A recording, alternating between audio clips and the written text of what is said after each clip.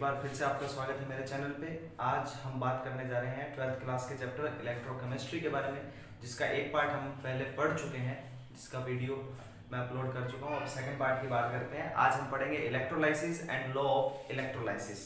सो electrolysis समझने से पहले हमें ये पता होना चाहिए कि कंडक्टर क्या होता है। Conductor are those substances which conduct electricity, substance which can conduct electricity. Example, all metals. Example, all metals जो है उनमें कंडक्टिविटी होती है। इसमें एक टर्म और आती है हमारे पास, electronic conductor. Electronic conductor same definition रहेगी इसमें भी। The substance in which charge is carried by electron, in which charge is carried by electrons through one end to another end of cell, from one end to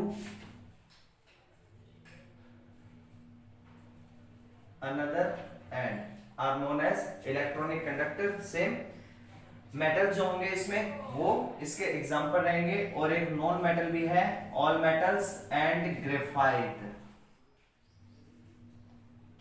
solid state में मैंने बताया था कि graphite जो है वो electricity का conduction कर सकता है। सेकंड टाइप इसमें रहता है आयनिक कंडक्टर या इलेक्ट्रोलाइटिक कंडक्टर।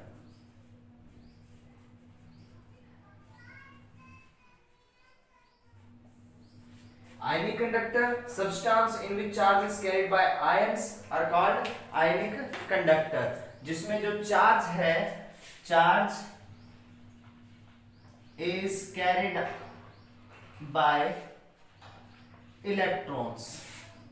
इसके एग्जांपल हो जाएंगे सॉल्यूशन ऑफ एसिड, एसिड का कोई भी solution, alkali and salt, alkali and salt, acid, base और साल्ट का कोई भी solution, and this substance are known as electrolyte. इस टर्म का यूज हमने बहुत बार किया है। ऐसे सब्सटेंस जो जिनमें आयनिक कंडक्टेंस रहता है या इलेक्ट्रोलाइटिक कंडक्टेंस रहता है, those substance are known as electrolyte. अब मैकेनिज्म ऑफ इलेक्ट्रोलाइसिस आता है next topic. Mechanism of electrolysis से पहले मैं एक डायग्राम बना लेता हूं। एक चैम्बर लिया हमने, ये हम दिखा रहे हैं electrolysis of molten sodium chloride. NaCl का सॉल्यूशन बना दिया मैंने, NaCl इसमें भर देंगे,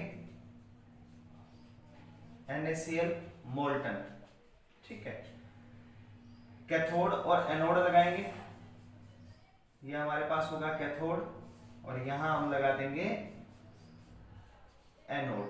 तो होगा क्या, और जब इन्हें आप जोड़ते हो through wire with the help of a battery और सेल, सोडियम जो है वो कैथोड की तरफ मूव करेंगे और क्लोराइड आयन जो है वो एनोड की तरफ मूव करेंगे।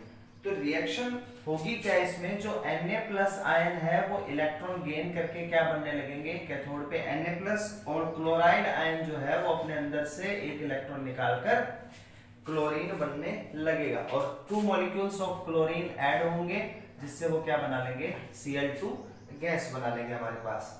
और ये जो Cl2 गैस है वो कहाँ लिबरेट होगी, एट एनोड पे लिबरेट हो जाएगी, एनोड पे इकट्ठी हो जाएगी, ठीक है। इसी तरह आप जो इसमें मोल्टन स्टेट किया है तो इसमें वाटर मॉलिक्यूल भी होंगे। सो वाटर मॉलिक्यूल भी आपस में डिसोसिएट होंगे H+ और OH- आयंस के अंदर। जो H+ है वो अपने अंदर से इलेक्ट्रॉन निकालेगा,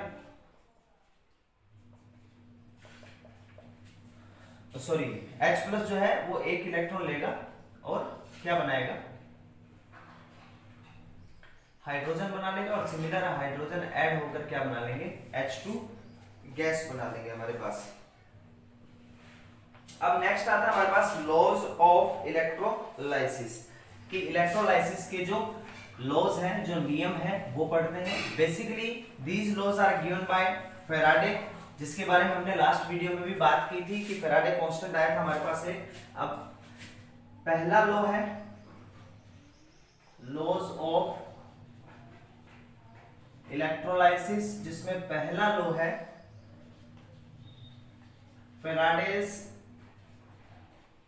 first law. Faraday first law क्या बोलता है कि if W gram of substance is liberated or deposit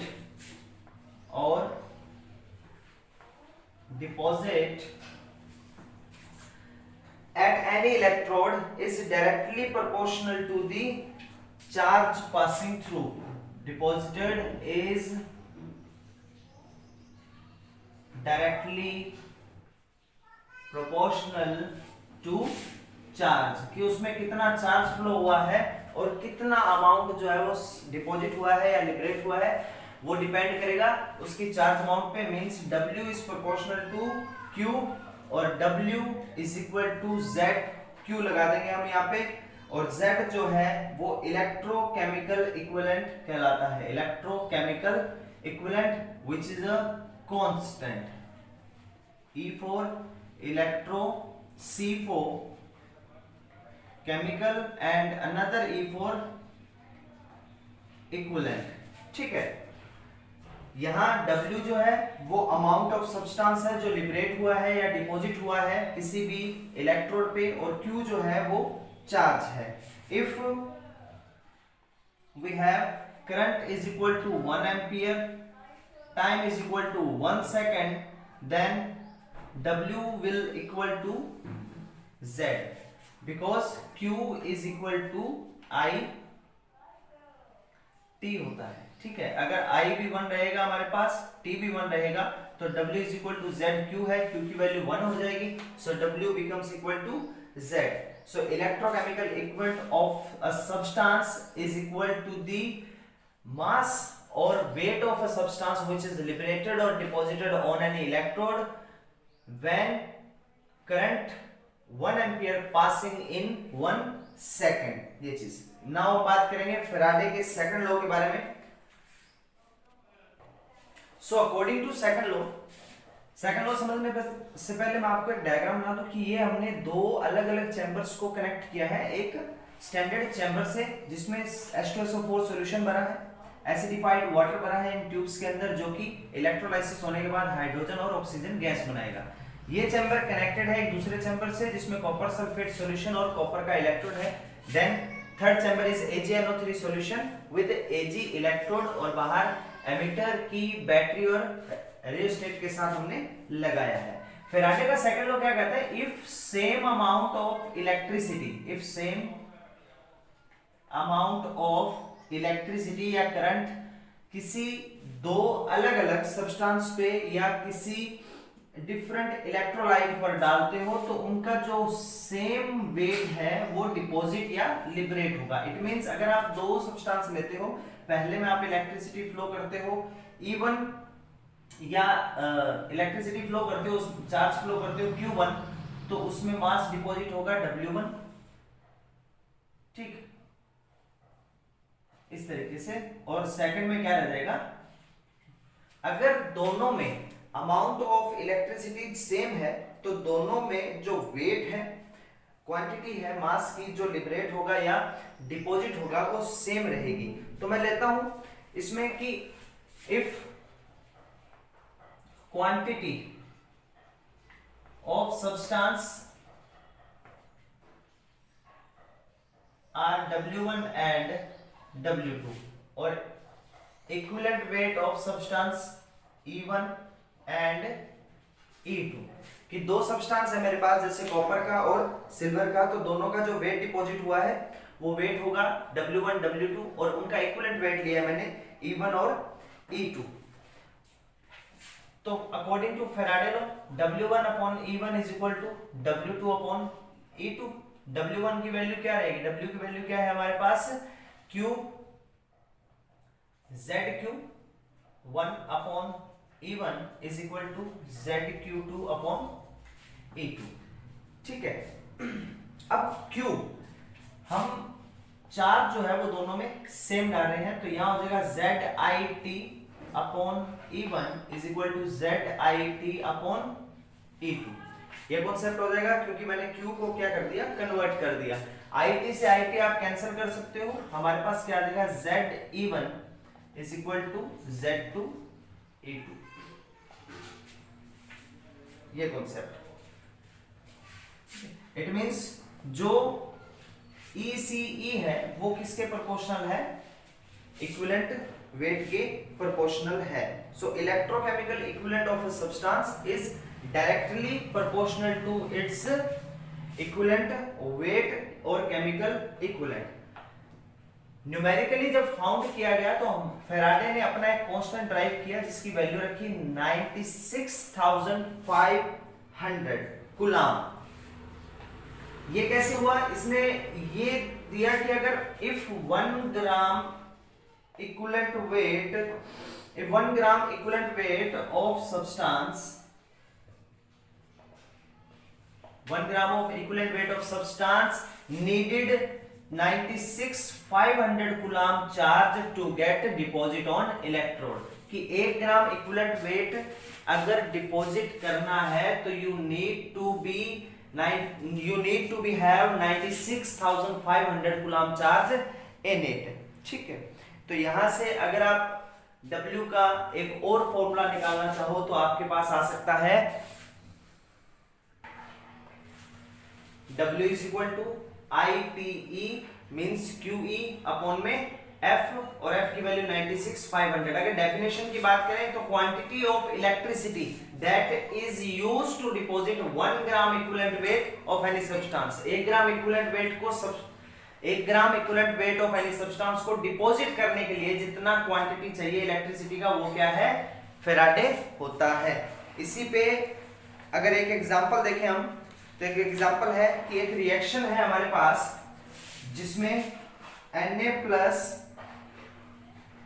electron gain करके बना रहा है Na, और जो क्लोरीन है वो एक इलेक्ट्रॉन रिलीज करके बना रहा है क्लोरीन, या हाफ Cl2 भी लिख सकते हैं। So we know that charge on 1 electron 1.6 into 10⁻⁻19 coulomb for 1 mole के लिए कितना हो जाएगा, 1 मोल के नंबर से मल्टीप्लाई कर देंगे और हमारे पास क्या होगा 6.023 into 10⁻23 into चार्ज अप्रोक्सीमेट आएगा ये 96,485 कूलम पर मोल के, which is almost equal to the 96,500 coulomb. Next हमारे पास है इलेक्ट्रोलाइटिक कंडक्टेंस। इलेक्ट्रोलाइटिक कंडक्टेंस ये टॉपिक जो है वो आप 10th क्लास में इलेक्ट्रिसिटी में पढ़ चुके हो और फिजिक्स में भी आपने बहुत बार पढ़ा होगा। अकॉर्डिंग टू दिस लॉ जो करंट है वो इक्वल होता है पोटेंशियल डिफरेंस और रेजिस्टेंस के रेशियो के। यहाँ पोटेंशियल डिफरेंस को हम E से डिनोट करेंगे, तो I is equal to V upon R करते थे, अब हम करेंगे E अपॉन R। सेकंड आता है conductivity. Conductivity is the inverse of resistance, it is represented by L और C। कंडक्टिविटी क्या है, जो रेजिस्टेंस होता है हमारा, जो रेजिस्टेंस है उसका रेसिप्रोकल कर देंगे, उसका इनवर्स कर देंगे, तो C is equal to 1 upon R। Third आता है स्पेसिफिक कंडक्टेंस। आपने फिजिक्स में या 10th क्लास के अंदर इलेक्ट्रिसिटी चैप्टर में पढ़ा था कि जो रेजिस्टेंस है वो प्रोपोर्शनल होता है लेंथ के। जैसे जैसे लेंथ बढ़ती है किसी भी कंडक्टर की, उसके रेजिस्टेंस जो है वो बढ़ता रहता है। सेकंड आता है कि जैसे जैसे cross section area of wire increase होगा तो रेजिस्टेंस डिक्रीज होगा, मींस ये रेसिप्रोकल है। जब दोनों को कंबाइन करेंगे तो R proportional L over A। Proportional का साइन हटाकर आप एक सिंबल लगाते थे रो। रो इज स्पेसिफिक रेजिस्टेंस। अगर यूनिट की बात करें तो रो की यूनिट क्या हो जाएगी, रो इज इक्वल टू है RA ओवर L। R की unit ohm, area metre square, L metre, metre से मीटर काट देंगे, ओम इनटू मीटर, ये इसकी यूनिट हो जाएगी। कंडक्टिविटी की यूनिट क्या होगी, 1 अपॉन रेजिस्टेंस है, रेजिस्टेंस की यूनिट होती है ओम, तो कंडक्टिविटी की यूनिट हो जाएगी हमारे पास महो या ohm inverse. Clear? So specific resistance का यूनिट हमारे पास क्या हो गया, ओम इनटू मीटर हो गया। इनवर्स ऑफ स्पेसिफिक रेजिस्टेंस, यहां क्या है, इनवर्स ऑफ स्पेसिफिक रेजिस्टेंस क्या होगा हमारे पास, स्पेसिफिक कंडक्टेंस होगा, मींस 1 अपॉन रो क्या होगा, कापा। तो इसकी यूनिट भी क्या हो जाएगी, 1 अपॉन रो की यूनिट क्या है, रो की यूनिट है ओम इनटू मीटर, तो इसकी यूनिट हो जाएगी कापा की unit ohm inverse metre inverse हमारे पास। अब आपके पास यहाँ तीन इक्वेशंस है, I is equal to E upon R, C is equal to 1 upon R, और थर्ड है R is equal to rho L upon A। मैं तीनों इक्वेशन को एक साथ कर रहा हूं, तीनों इक्वेशन को अगर आप एक साथ करते हो तो क्या होगा,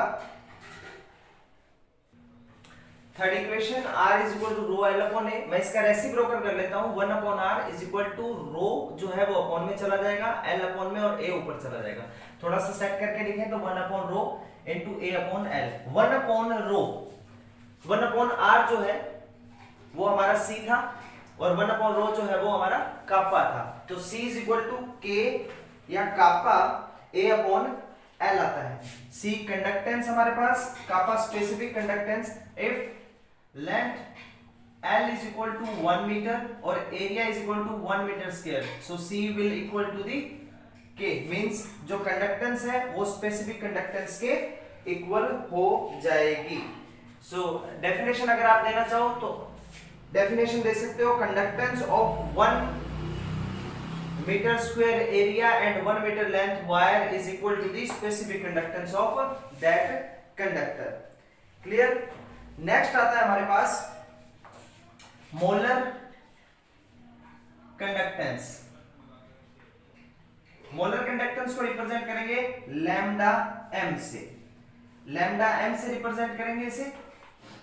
डेफिनेशन क्या होगी, when 1 mole of an electrolyte is dissolved in VmL and place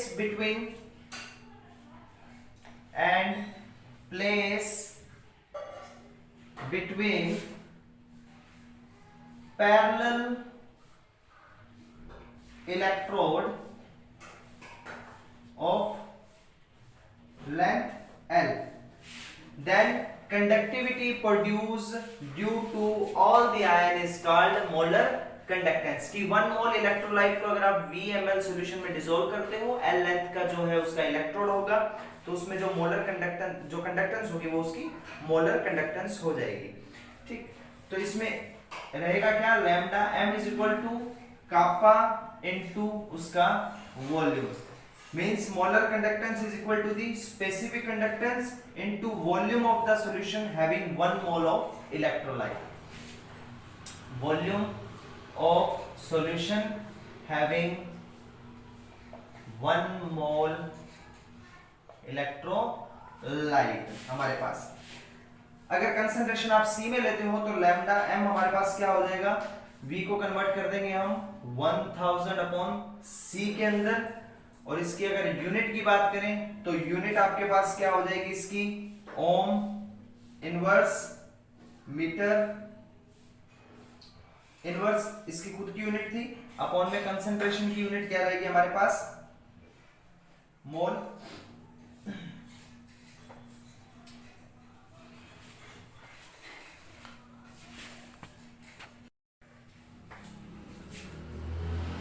metre cube. Solve करने के बाद हमारे पास क्या आ जाएगा, ohm inverse metre square mole inverse, ये इसकी यूनिट रहेगी। नेक्स्ट आता है हमारे पास इक्विवेलेंट कंडक्टेंस। इक्विवेलेंट कंडक्टेंस क्या है, इसमें लीटर की जगह वॉल्यूम की जगह हमारे पास क्या आ जाएगा, ग्राम इक्विवेलेंट वेट आ जाएगा, बाकी सब कुछ सेम है। When 1 gram equivalent weight of electrolyte dissolve in VmL solution placed between 2 parallel electrode having 1 centimetre distance. तो फॉर्मूला भी सेम होगा, lambda V is equal to kappa into volume, convert किया, unit की बात करेंगे तो ohm inverse metre inverse kappa, then gram equivalent litre inverse, ठीक है। तो लीटर को कन्वर्ट कर रहे हैं मीटर क्यूब में, तो मीटर क्यूब आ गया, सोल्व करने पे यूनिट बनेगी ohm inverse metre square gram equivalent is the unit of equivalent conductance. अगर दोनों में मोलर कंडक्टेंस और इक्विवेलेंट कंडक्टेंस में रिलेशन देखो तो सिर्फ एक ग्राम इक्विवेलेंट का ही फर्क है। सो फॉर्मूला हमारे पास क्या हो जाएगा दोनों के रिलेशन का, equivalent conductance is equal to the molar conductance upon में total charge on anion and cations.